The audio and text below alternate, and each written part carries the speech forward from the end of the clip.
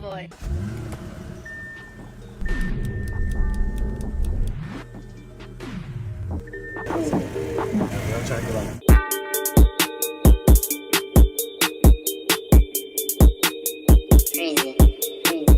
Dig your own grave and go buy a tomb. She eat up the dick and she don't use a spoon. Hop in the foreign and then it goes zoom. She too attached, think I need me some room. Talk about my bro, put be out at noon. They dubbed me until I broke out my cocoon. If I catch him lacking, your homie is doomed. We clean this block, 30 shots out the broom. Half piss and pop out like it's toast. Hit that bitch once and I gotta go ghost. She see I got power, now she do the most. Internet gangsters get mad, make a post. Bet you I win, but my back is the road. Rockin' off white, so she think I'm the Pope. I jumped in the water, I knew I would float. You think you the best, and I'm killing the goat. Niggas was broke, all we had was hope. Bro hit the plug, all he had was dope. I get the last laugh if he think it's a joke. Say she got a friend, well I want them both. Ain't going to jail like me up in the booth. Talk out your mouth, then you might lose a tooth. Bro to your scorer, all he know is shoot. I'm dropping the top, I think I lost my roof.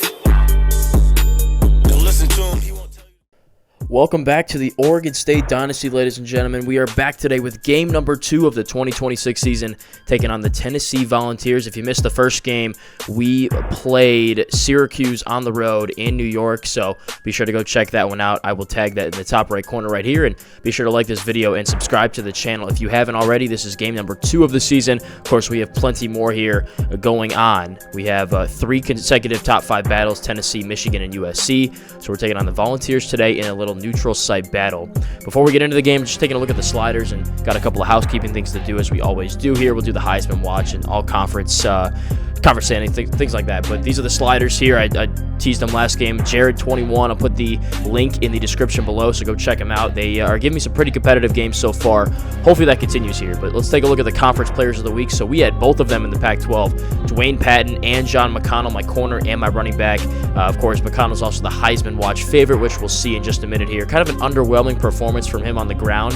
Maybe that's because of the new sliders, but he'll get going, and he'll just continue to improve week after week here. Here's a look at the Heisman watch, like I was saying. So McConnell stays in first place, but it was an early August. It was an early season game in late August there, so nobody else has played yet, so nobody else has had the chance really to show out and take his spot just yet. But somebody might in the next couple of weeks, hopefully not for our sake. But here's a quick look at the conference standings. Like I said before, early game in the season, so not a lot of teams have played. So we're in first in the North, and then the South, a couple of teams have played there. So those are just going to continue to change as people start to play. And this is the true week 1 of the college football season. So that means everybody should be playing this week, and we'll get some movement there. Here's a look at the AP top 25. So Oregon State 1, Michigan 2, we play them next week. USC 5, we play them in 2 weeks. And then Tennessee today, number 6. So a lot of early chances to prove ourselves here and prove that we should be the number 1 team in the nation. Great chance to do it today.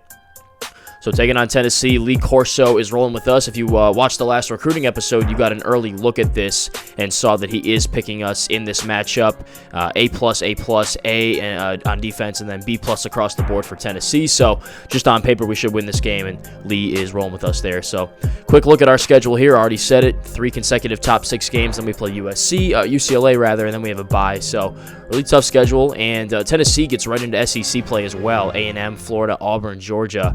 So no non-conference cupcakes here. Of course, we're the first one on their schedule. So Quentin Brown leads our team in passing. He's actually my backup, but he's playing for Eric Copeland because he got injured. McConnell, the team leader in rushing and receiving, actually. And Dwayne Patton should be our leader in interceptions with just the 1. No stats for Tennessee, so nothing to say there. And with that, we'll send it out to Dallas for number 1 Oregon State and number 6 Tennessee. Let's get it going.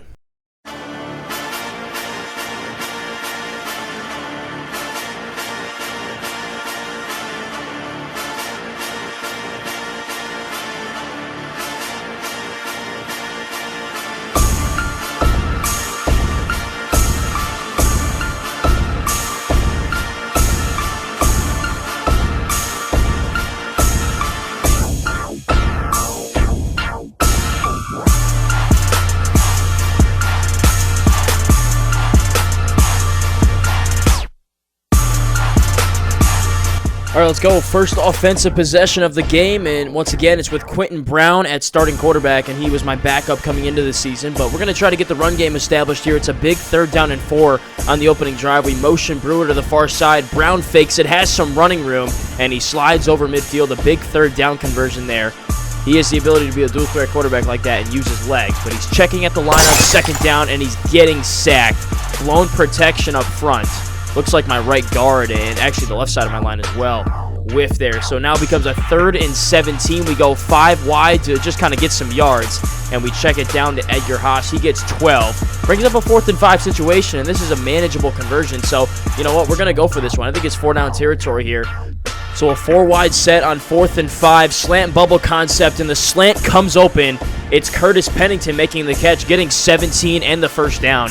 Nice throw from Quentin Brown. Easy read. So a fresh set of downs, 1st down and 10. Another slant to Pennington is wide open. Jukes by a couple defenders and gets down to the 10-yard line. And we're in business here. 2nd and 3 inside the 5. Handoff McConnell, perfectly blocked. And he walks in untouched for the opening touchdown of the game.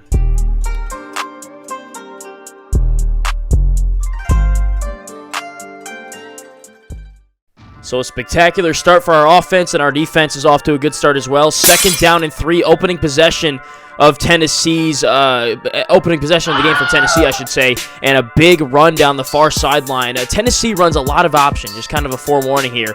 Wasn't really expecting that coming into the game, so a bit of a shock for us early on, and we get beat downfield there in a cover 3. So Tennessee comes right back, and, well, in like 4 or 5 plays, scores a touchdown. So nice first drive for the Volunteers.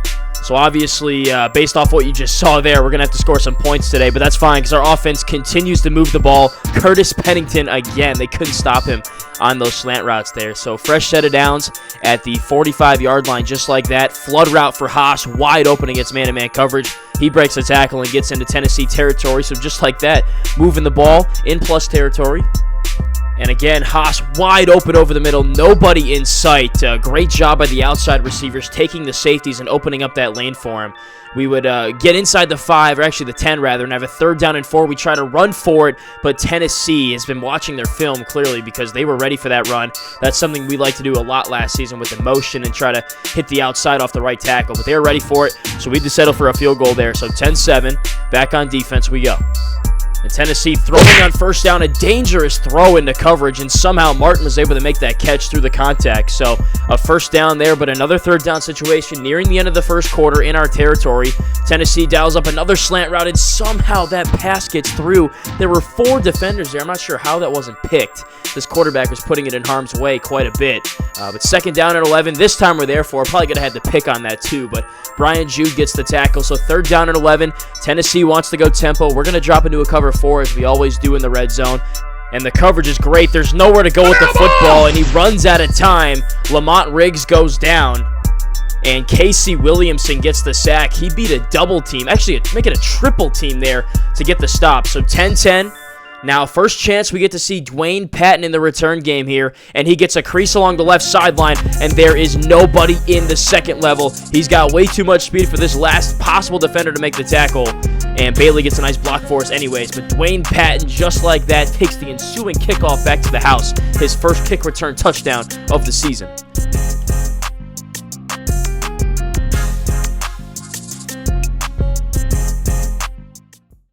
So a massive swing of momentum there, and our defense is back to work here. Haven't really been able to stop Tennessee yet. Their option system has given us some fits, but we get our 2nd sack of the game. We had a lot of guys in there, and this time it was Joel Anderson, the linebacker, making the play. I think we sent 5-6 guys, and eventually it got home. So 3rd down and 10, a big play here. Can we get off the field? Tennessee going to try to pass for it. They have a running back into pass block, a 4-man route combination, and that is a dangerous pass. Should have been picked off.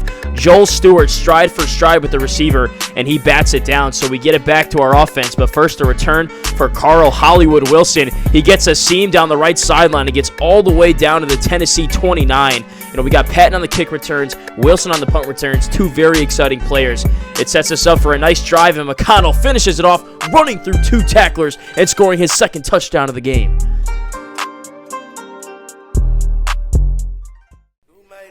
So 24-10, our defense finally gets a stop. It leads to some offense. Can we continue to get those stops? Well, we whiff on the tackle there. Hemphill whiffs on the tackle, and we finally make the stop, but not before a pretty big run on the ground there. That option was definitely giving us a lot of trouble in the first half. We didn't really have any answers, and then Tennessee was able to kind of pass off of that as well because we would sell out for the run. But we sell out for it this time, and we do get it. Send some pressure off the edge, and the edge defender able to make the play.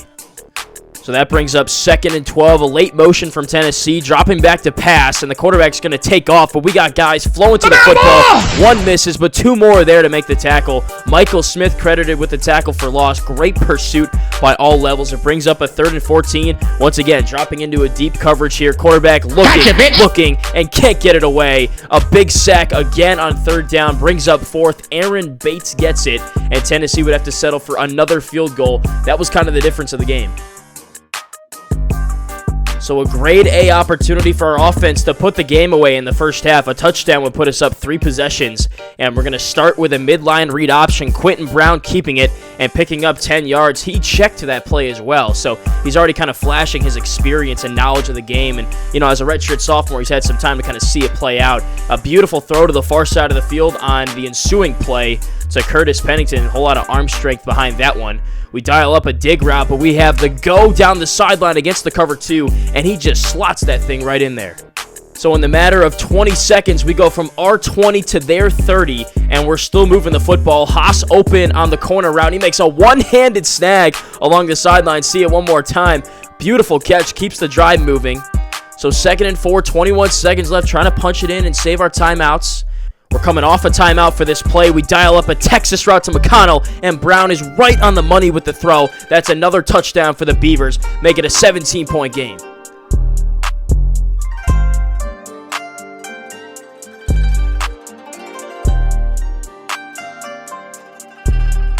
That lead would stand going into the half, just pure domination. I mean, Tennessee got a couple things going offensively in the first quarter, but, you know, we made some adjustments in the second, and we're going to continue to try to make those in the second half. Take a glance at our halftime stats here. So 207 passing yards. You know, teams like to stack the box against us. We realize that. So we got the passing game going, and then we dominated time of possession, although we've been going up tempo as well. So scores one-sided, stats are one-sided, but Tennessee comes out and gets a massive kick return on the first play of the second half. 48 yards for Max Ross. That set up their offense with great starting field position. And they definitely needed that starting field position, but they didn't need this. Dwayne Patton gets in the way of the speed option. Vince Watkins scoops it up, and there's nobody on the green grass in front of him to bring him down. Untouched to the end zone. A scoop and score for Vince Watkins, and we extend the lead.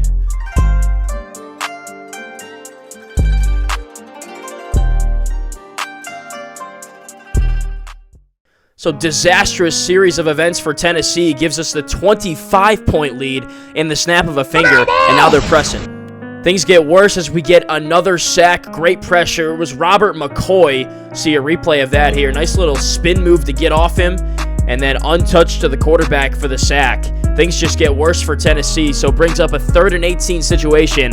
Teams don't convert these at a very high clip against us. We go man-to-man, we rush 4, nearly get home on the blitz, but we force a quick throw and a check down that's nowhere near the first down marker. So a 5-yard gain, defense gets off the field again. Here's Wilson with another exciting return. This guy's going to be something special in the punt return game. I'm telling you, he's going to break one at some point.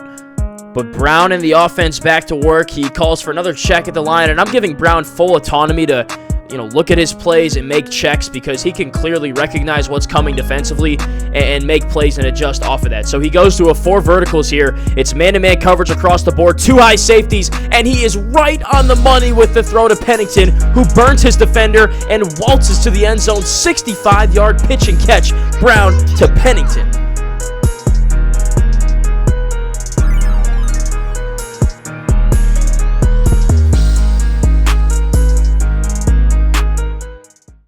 Yeah, coach is just about fed up with his team and really with his defense specifically. I mean, we're making these guys look absolutely silly. Our defense is absolutely dominating, especially early in the second half. 3 quarterback hurries, a knockdown, and 5 sacks. And I'll tell you right now, that wouldn't be all for the evening for this defense here. Near interception there on 3rd down brings up another 4th down situation. You know, look, on 3rd downs, I'm going to go man-to-man as much as possible because we have better athletes than you. You're not going to convert 3rd downs against man-to-man coverage. So Brown and the offense back, probably their last drive of the game because this thing's firmly in hand. And what I tell you guys about those screen passes, we are going to run them every single game because our offensive line blocks them so well. Huge gain for McConnell. Tried to hurdle over that last defender, couldn't get it, but leads to a 3rd and 15, and we have Haas open on our favorite play there, but he takes a sack, so we turn it over on downs. Tennessee drives it back the other way, trying to get back on the board, Nice broken tackle there to keep the drive alive on third down. They need to score because they're down by 32 and, clock is ticking here. So they go speed option to the right, and our defense sniffs it out. They ran this time and time again, and they were ready for it there. So it brings up third and goal. Hate to play spoiler there, but, our defense is just so good in the red zone, and the last thing you should be doing is running a screen pass in the red zone as well. So we stop that, obviously. Now it brings up a fourth down situation, and we go cover 4. This is the blueprint for getting red zone stops, is to go cover 4. And they actually almost beat it there, if not for a massive hit by Dwayne Patton. You see, Moss misses the first time, and 42 is about to walk into the end zone for a big touchdown. But Patton says, "Hail to the nah, man. Come on now." So a big stop for the defense, a pride stop, if you will. We hate to let people score on us, even if we're up by 32 and there's just a couple minutes left in the game. Beautiful throw by Brown, an ill-advised throw, but he was able to fit it in there, and Dixon bailed him out with a nice catch. And at this point, I probably should have taken my starters out of the game, but we're still working on things. To see another beautiful catch by Haas along the sideline. It's still early in the season, so we're trying to work out the kinks and work some new plays. And, Brown's a backup quarterback to begin with, and the way he's playing, I think he could be a starter for us going forward over Copeland. So I'm just trying to see everything that he can do for us in this offense, and so far so good. I mean, a lot of promising things as you see Phillips finish off an easy walk-in touchdown out of the Wildcat, his first of the season, and we go up 39. And that would just about be it to the end of the game. Our defense, starting defense, still on the field, but a backup makes a play. Matt Thomas with a massive hit. I've been hyping this guy up, since he's been a freshman. So keep an eye on number 3 in orange. He's going to be an absolute stud. Another sack just for good measure to finish things off. It's Corey Johnson getting the last laugh. Look at him just work through that triple team. No answers for him, no answers for our defense, and no answers for our team. 52-13 the final score. John McConnell, for the second game in a row, is the player of the game. 3 total touchdowns, 83 rushing yards, 50 receiving yards. And, he's just going to keep getting better as the season goes. Our team's going to just get better as the season goes. The biggest thing today was the 21-0 shutout in the second half, and then the 21-6 score in the second quarter. I think we made a lot of adjustments offensively and defensively in that quarter and in the second half that led us to the win. And a quick look at the final stats here. Brown, an impressive stat line. McConnell leading our team in rushing today. Not a whole lot going on the ground, just 4.8 per carry, but he continues to find ways to impact the game as a receiver and a rusher. A lot of receiving today. Pennington was 6 for 140, Haas 6 for 111, James Parker had 4 for 61, McConnell had 4 for 50, Cliff Dixon 2 for 34. That's the kind of revenue share, if you will, a production share that I want to see game in and game out. Multiple guys getting, 4+ catches. Pennington, Haas, Parker are fully capable of doing that on a game-to-game basis. As far as the defense goes, absolutely spectacular today. Brian Jude, the leader, with 7 tackles. Jack Atkins, Vince Watkins, Joel Anderson, Ben Moss, and Dwayne Patton all tie for second with 5 tackles, most of those solo.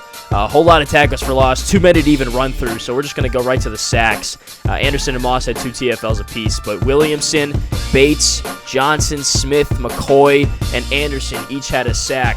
Linebackers and defensive linemen all making plays and wreaking havoc on Tennessee's offense. That was just a dominant performance by everybody involved. 3 deflections today. Pretty sure those are all drop picks. Still something we have to work on here, but we'll get better week by week. Dwayne Patton had the kick return touchdown, and like I said, Carl Wilson, an exciting player in the punt return game.